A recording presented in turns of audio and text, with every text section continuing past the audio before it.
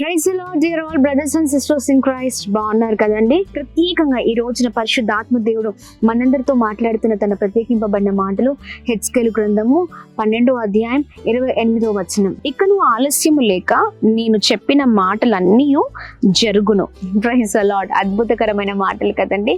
ఇంకా ఆలస్యం లేక ప్రభు చెప్పినవన్నీ కూడా నెరవేర్చబోతూ ఉన్నారు. Praise the lord.